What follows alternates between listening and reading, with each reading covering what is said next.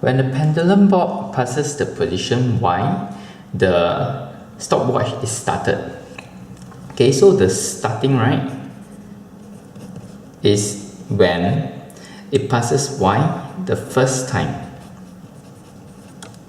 Okay, then after that, the pendulum bob, let's say it's at this position, it will swing to the extreme here.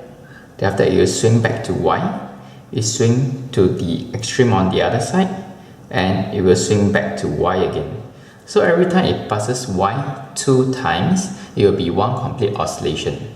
So it's like first time it passes through Y plus 2 more times that it passes through Y.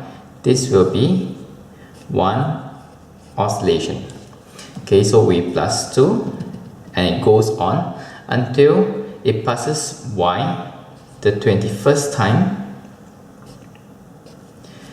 It would have covered 10 oscillation, and the time taken to cover 10 oscillations is T.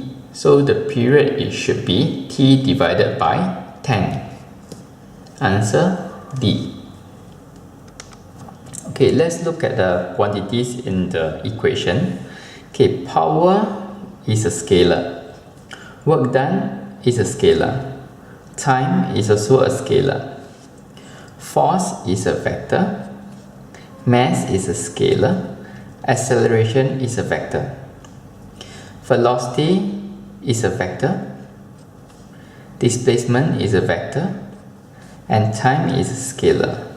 So altogether, there are 1, 2, 3, 4 vectors in total. Answer D. Okay, the keyword here is support. So this guy is supporting the 20 kg mass such that it is stationary. So when it is stationary, there should be no resultant force. Because if there is a resultant force, this mass has to accelerate. So now it's not accelerating, it's being suspended. The resultant force must be 0. Okay, to do this question, we can represent everything on a diagram. So we have a 2 kg mass is pushed along the bench by a force of 10 Newton, and there is a frictional force of 4 Newton. Okay, so in this case, we have the resultant force is equal to 10 Newton minus 4 Newton. This will give us 6 Newton.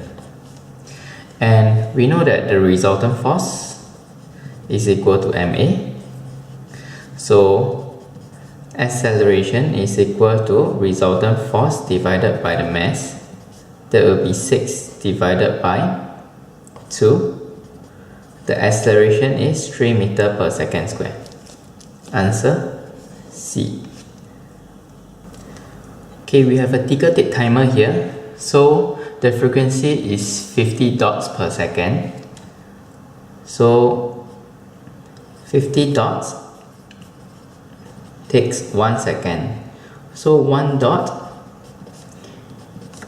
you will take 1 over 50 of a second. And in this case, it will be 0.02 seconds. Okay, then now we want to find the speed, and we have the distance traveled by this paper strip. So we need to know what is the time taken for the paper strip to travel 20 cm. So what we do is that we count the number of interval within this period. Okay, so it will be 1 interval, 2, 3, 4, 5, 6, 7, 8, 9, 10. So altogether there are 10 intervals. So the time taken to punch 10 dots, it will be 10 times 0.02. That will give us 0.2 seconds.